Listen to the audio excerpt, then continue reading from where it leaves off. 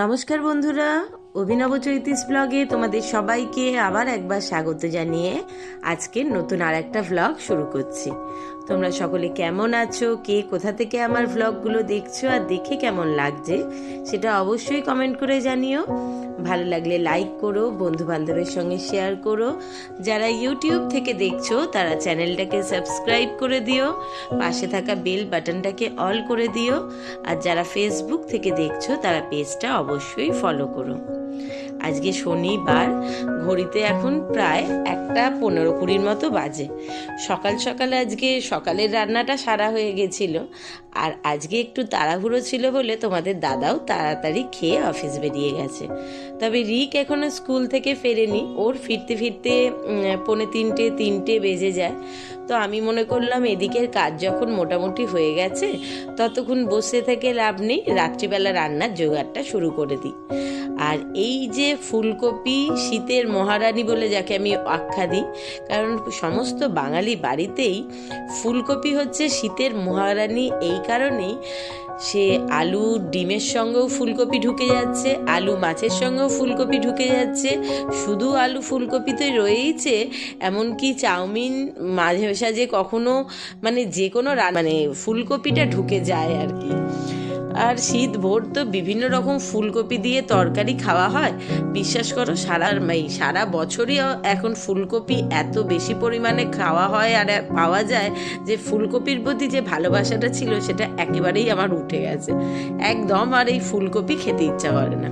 কিন্তু রিক তো ফুলকপি খেতে ভীষণ ভালোবাসে, তাই আজকে মনে করলাম এবার অবশ্যই একবার মুখটা বদল করতে হবে। এই জন্যই করতে হবে, একঘেয়ে ফুলকপির তরকারি একটুও ভালো লাগে না। তাও একটু মাঝে মধ্যে বাঁধাকপিটা টুকটাক খেতে ভালো লাগে। আর সে ফুলকপিটা প্রায় অনেক দিন ধরে টানা খাওয়া হচ্ছে, আর এবার তো শীত যাবার মুখে এখনো চলছে। তো মনে করলাম আজকে আর যেহেতু শনিবার নিরামিষ রান্না, রাত্রিবেলা লুচি পরোটা কিছু না কিছু তো হবেই। তো এক কাজ করি, আজকে বরং রাত্রিবেলা ফুলকপি রেজালা করি, তাতে খেতেও ভালো লাগবে আর মুখের স্বাদটাও বদল হবে। এই জন্য বেশ জলটাকে টকবকিয়ে গরম করে তাতে বেশ কিছুটা পরিমাণে লবণ দিয়ে, দেখতেই পেলে ফুলকপিগুলোকে অল্প করে ভাপিয়ে ঝুড়িতে তুলে নিয়েছি জল ঝরাবার জন্য। আর এই দেখো, ভিনিগারটা জলে মেশাবো, মুখের ঢাকনাটাই খুলিনি, উল্টাতে শুরু করে দিয়েছি। অল্প একটু ভিনিগার আর জল নিয়ে একটা মিশ্রণ তৈরি করে রাখছি। ওখানে দেখতেই পেলে দুধটা একদিকে জাল ধরবার জন্য বসিয়েছি। দুধটা ফুটে গেলে একটু ঠান্ডা হলে এই ভিনিগারটা দিয়ে ছানা কাটাবো। রাত্রিবেলা ছানার পায়েস করব ভেবেছি। যতক্ষণ না রিক স্কুল থেকে আসছে ততক্ষণে যতটা কাজ সেরে রাখা যায়। তবে এই ছানাটা সকালবেলায় কাটিয়ে রাখবো ভেবেছিলাম, যেহেতু দাদা তাড়াতাড়ি বেরোবে, তাড়াহুড়ো করে রান্না করেছি তাই আর হয়নি। ছানাটা থেকে জল ঝরতে বেশ কিছুটা সময় লাগে, তাই ওটা আগে কাটিয়ে জল ঝরাবো দিই। আর এখানে দেখতেই পেলে পোস্ত, চারমগজ, সাদা তিল দিয়ে ভালোভাবে একটুখানি, আর কাজু বাদাম সব দিয়ে একটু ঘুরিয়ে নিয়েছিলাম মিক্সিতে। তার উপর একটা কাঁচা লঙ্কাই পেকে লাল হয়ে গেছিলো, কিন্তু লঙ্কাটায় দারুণ রকম ঝাল, তাই একটাই মোটা দেখে বড় লঙ্কা দিয়েছি। আর 20-22টার মতো কিশমিশ, আর এখানে প্রায় 4 চামচ মতো টক দই নিয়ে নিয়েছি। চলো এটা দিয়েও একটা ভালো মিশ্রণ তৈরি করে নিই। এই যে দুধটা একটু ঠান্ডা হয়ে যেতেই সঙ্গে সঙ্গে ভিনিগারটা দিয়ে দিচ্ছি। আর এটা একটু ঠান্ডা হয়ে যাওয়ার পরে দিলে না খুব সুন্দর ছানাটা কেটে যায়, খুব তাড়াতাড়িও কেটে যায়। এটা একটু সঙ্গে সঙ্গে মানে ভিনিগারের সঙ্গে জলটা পরিমাণ মতো দিয়ে আস্তে আস্তে একদিকে মেশাতে শুরু করলেই ছানাটা এক্ষুনি কেটে যাবে। তো ছানাটা কাটিয়ে নিয়ে আগে ওটাকে জল ঝরতে দিয়ে এসছি। তারপরে এই যে এখানে আমার মিক্সিতে পেস্টও রেডি। আর ওদিকে তখন ক্যামেরাটা অন করতে ভুলে গেছিলাম, তাই জন্য আর দেখাতে পারিনি। কড়াতে বেশ কিছুটা সাদা তেল দিয়ে আর কপিগুলোকে একটু ভালোভাবে ভেজে নিয়েছি। মানে যেহেতু সাদা তেল দিয়েছি তাই বোঝা যাচ্ছে না, আর কপিটাও একটু ভাপানো ছিল, মানে একটু কপির গায়ে লালচে লালচে রং ধরেছে। গ্যাসের ফ্লেমটাকে একদম হাইতে রেখে একটু ভেজে নিয়েছি। আর কড়াতে আবার একটু সাদা তেল দিয়ে তাতে প্রায় 3 চামচ মতো একটু ঘি দিয়ে দিচ্ছি, কারণ রেজালা হোক বা রোস্ট, এতে না ঘিয়ের ফ্লেভারটা একটা অসাধারণ সেন্টও নিয়ে আসে, আর তার সঙ্গে টেস্টটা তো দারুণ সুন্দর হয়। তো যাই হোক, ঘি আর তেলটা গরম হয়ে যেতে তাতে বেশ কিছুটা গোটা গরম মশলা দিয়ে দিলাম, ছোট এলাচ, লবঙ্গ, দারচিনি, তেজপাতা, জায়ফল, জয়িত্রী আর কিছুটা পরিমাণে দিয়েছি মরিচ। এই ফোড়নটা একটুখানি বেশ গরম হয়ে গেলে এতে হাফ চামচ মতো দিয়ে দিয়েছি গ্রেট করা আদা। আদার পরিমাণটা এখানে খুবই কম লাগে, অবশ্য না দিলেও চলে, কিন্তু আমার একটু দিলেই বেশি ভালো লাগে, তাই জন্য অল্প পরিমাণে একটু গ্রেট করা আদা দিয়ে ওটা একটুখানি ভাজা হয়ে যেতে, মানে কাঁচা গন্ধটা চলে যেতেই পোস্ত, চারমগজ, বাদাম সবার যে মিশ্রণটা তৈরি করে রেখেছিলাম ওই মিশ্রণটা কড়ার মধ্যে ঢেলে ভালোভাবে একটু নাড়িয়ে নিচ্ছি। আর এটা থেকে যখন মশলাটা বেশ ভালো মতো করে ভাজা হয়ে গিয়ে তেল ছাড়তে শুরু করে দেবে, সেই অবস্থাতে একটুখানি ওই জারটা ধুয়ে অল্প করে একটু জল দিয়ে দেবো। তবে জারের মধ্যে একটুখানি হালকা উষ্ণ গরম জলই রেখেছিলাম। যে কোনো রান্নাতেই কাঁচা জল দেওয়ার থেকে একটু হালকা উষ্ণ গরম জল ব্যবহার করলে রান্নার স্বাদটা খুব ভালো আসে। কাঁচা জলটা দিয়ে দিলে টেস্টটা নষ্ট হয়ে যায়। এই যে কিছুটা পরিমাণে জল দিয়ে দিলাম, এটা দিয়েও মশলাটাকে আরেকটু ভালো করে কষিয়ে নেব। এটা থেকে আবার যখন আস্তে আস্তে তেল ছাড়তে শুরু করবে তখন এবার আস্তে আস্তে অন্য মশলাগুলো দিয়ে দিচ্ছি।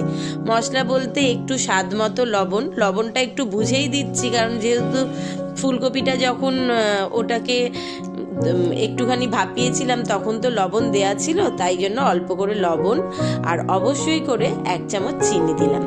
একে তো নিরামিষ রান্না, একটু মিষ্টি না দিলে স্বাদ হবে না, তাই আবার ফুলকপি, শুধু ফুলকপি বলে না, একটু রেজালা হোক বা রোস্ট, এতে একটু টক মিষ্টি ঝালের ব্যালেন্সটা ঠিকঠাক না রাখলে ভালো লাগবে না। আর রান্নাটা ভীষণ রকম সাদা হয়ে যাচ্ছে টক দই, পোস্ত, বাদাম সব বাটার জন্য। যদিও রেজালাটা একটু সাদাটে রঙই হয়, তাও একেবারে সাদা হলে তো তোমাদের দাদার আবার পছন্দ হবে না, তাই কিছুটা পরিমাণে দিয়ে দিলাম কাশ্মীরি লঙ্কার গুঁড়ো।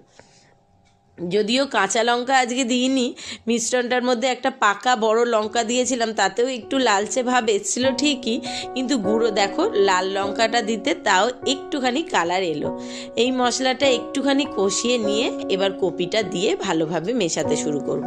রান্নাটা করতে বিশেষ সময় লাগে না, আর বিশেষ কিছু মশলাও লাগে তা না, অল্প অল্প পরিমাণে একটুখানি একটা বাটা মশলা তৈরি করে নিলে ঝটপট হয়ে যায়। কপিটা একটু ভাপিয়ে জল ফেলে নিতে হবে, এই যা।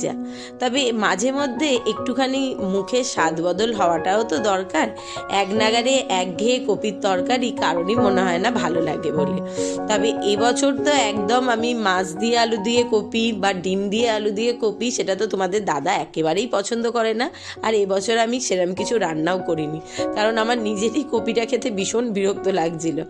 আর কপিটা সাধারণত বেশি করি রাত্রিবেলার দিকে রুটির তরকারির সঙ্গে, সেটা রুটি হোক, পরোটা হোক, লুচি হোক, খাওয়াও হয়ে যায় আর তখন ভালোও লাগে। আর সবচেয়ে বড় কথা, ফুলকপি হোক আর বাঁধাকপি, এটা তো এখন সারা বছরের সবজি হয়ে গেছে, মোটামুটি সারা বছরই পাওয়া যায়, তাই এগুলো একদম শীতের শুরুতে যখন টাটকা কচি ওঠে তখনই খেতে একটু ভালো লাগে, না হলে আমার একেবারেই আর ভালো লাগে না।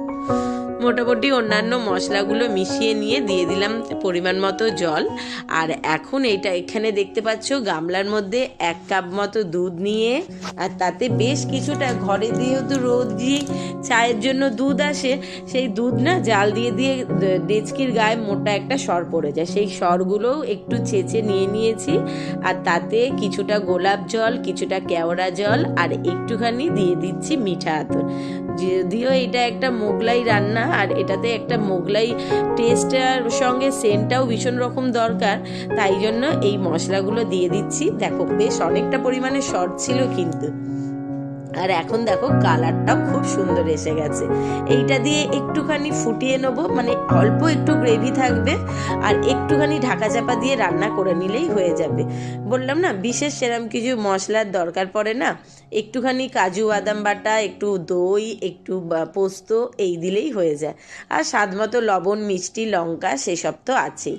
মোটামুটি রান্নাটা হয়েই এসছে, ঢাকা দিয়ে মিনিট 5 মতো রান্না করতে দেবো, তাহলেই হয়ে যাবে, এটাকে নামিয়ে নেব। আর রিকও এসেই গেছে স্নান করতে, যেহেতু আজকে সকালবেলা শনিবার হাফ ডে বলে আর স্নান করে যায়নি, এসে গেছে স্নান করতে। আর ও আসলেই আমরাও খাওয়া দাওয়াটা চলো মিটিয়ে নিই, এতক্ষণে খিদেও পেয়ে গেছে খুব জোরে। সকালবেলাও আজকে নিরামিষ। এই যে এখানে একটু বিরিয়ানির মশলা আর একটুখানি শাহি গরম মশলা আর 1 চামচ পরিমাণে ঘি নিয়েছি। এবার এই মশলাগুলো ওই রেজালার মধ্যে মিশিয়ে নেবো, দিয়ে ঢাকা চাপা দিয়ে রেখে দেবো। ওদিকে যেহেতু শনিবার, তাই ঘন করে একটু মুগের ডাল, একটু আলু পোস্ত আর বেগুন ভাজা, পাঁপড় ভাজা দুপুরের রান্না হয়েছে। এখানে রেজালা রেডি, চলো আগে খাওয়া দাওয়াটা সেরে নিই। দেখো দিনটা কিন্তু বেশ বড় হতে শুরু হয়েছে, ঘড়িতে এখন প্রায় 5:30টার মতো বাজতে যাচ্ছে। আর এখনো দেখো আকাশে কিন্তু বেশ কিছুটা আলোর ছটা দেখতে পাওয়া যাচ্ছে, মানে এখনো সন্ধ্যে নাব্য করছে, নাবতে এখনো আধ ঘন্টা 45 মিনিট দেরি আছে, তাই জন্য আলো দেখতে পাওয়া যাচ্ছে। আর ওই যে দূরে ছানাটাকে ঝুলিয়ে রেখেছিলাম, জল ঝরে গেছে, চলো এবার নিয়ে যাব। এদিকে অল্প অল্প তো গরম পড়বো করছে, তাই জন্য আমি এই ফাঁকে যে কটা মোটা সোয়েটার বেরিয়েছিল, কারণ ঠান্ডাটা মাঝখানে বেশ জোরেই পড়ছিল, সেরকম যে কটা সোয়েটার মোটা, রিকের ওর বাবার জ্যাকেট, ফুল প্যান্টগুলো অল্প অল্প করে কাচতে এর মধ্যেই শুরু করে দিয়েছি, যে কিছু কিছু করে কাচবো আর তুলতে থাকবো। নাহলে এখন যা ঘর বাড়ির অবস্থা, প্রায় প্রত্যেকটা আল্লাই উচ্ছে পড়ছে সোয়েটার, চাদর, মাফলার, টুপি। তো যাই হোক, এখানে দুধটা অনেকক্ষণ আগেই ঘন করতে বসিয়েছি। এখানে 1 লিটার একদম ফুল ফ্যাট যে দুধটা হয়, সেটাই 1 লিটার না, এটা 500 ml আছে, আমি ভুল বললাম। 500 ফুল ফ্যাটের যে দুধটা, লাল দুধ হয়, ওটা বসিয়েছি। আর এতে 2টো ছোট এলাচ আর একটু জাফরান দিয়ে ঘন হচ্ছে। আর এই যে এতটা পরিমাণে ছানা হয়েছে। ছানাটাকে একটু হাতে করে ভেঙে নিয়েছি, যেহেতু ডেলা হয়ে গেছিল। দুধটা আরেকটু ঘন হয়ে এলেই এই ছানাটা দেবো। আর এখানে কিছু ড্রাই ফ্রুট বার করে রেখেছি, কাজু, কিশমিশ, পেস্তা, একটু আমন্ড বাদাম, সেগুলো একটু ঘন দুধের মধ্যে দিয়ে আগে ফুটিয়ে নিচ্ছি।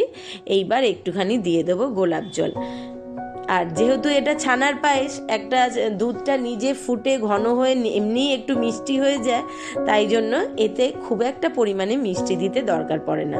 আর খুব চড়া মিষ্টি কিন্তু ছানার পায়েসে ভালোও লাগে না, একটু হালকা মিষ্টি হলেই ভালো হয়। তাই 2 চামচ মতো চিনি দিয়ে দিলাম আর 1 চামচ দিয়ে দিলাম গোলাপ জল। আরও মিনিট 5-7 মতো দুধটাকে ফুটিয়ে ঘন করে নিয়ে আস্তে আস্তে ছানাগুলো দিয়ে দিচ্ছি। ছানাটা দিয়েও খুব একটা বেশি ফোটাবার দরকার হয় না, তবে দুধটা, এই ছানার পায়েসটা কিন্তু একেবারেই লো ফ্লেমে আস্তে আস্তে করতে হয়। যত আস্তে আস্তে ফুটে ঘন হবে ততই ভালো। আর এই ছানাটা দেওয়ার পর তো ভীষণ মানে হাতে সময় নিয়ে করতে হবে, ছানাটা যেন কোনোভাবেই দুধের সঙ্গে ফুটে না যায়, তাহলেই একটু রবারির মতো হয়ে যায়, একটু শক্ত হয়ে যায়। একদম হালকা ফ্লেমে ধোয়া ওঠা গরম হওয়া অবধি অপেক্ষা করে নামিয়ে ঢাকা চাপা দিয়ে রেখে দিলে খুব সুন্দর নরম স্পঞ্জি টাইপের থাকে, আর খেতেও ভালো লাগে। ওইদিকে ময়দা মাখা আছে, চলো ঝটপট লুচিটা করব এখন ঢাকা চাপা দিয়ে। লুচিও এখানে আমার রেডি হয়ে গেছে, ঘড়িতে এখন প্রায় 10টার মতো বাজতে যাচ্ছে। চলো সকলকে খেতে দিয়ে দিই, আর আজকের ভ্লগটাও এখানে শেষ করছি। টাটা।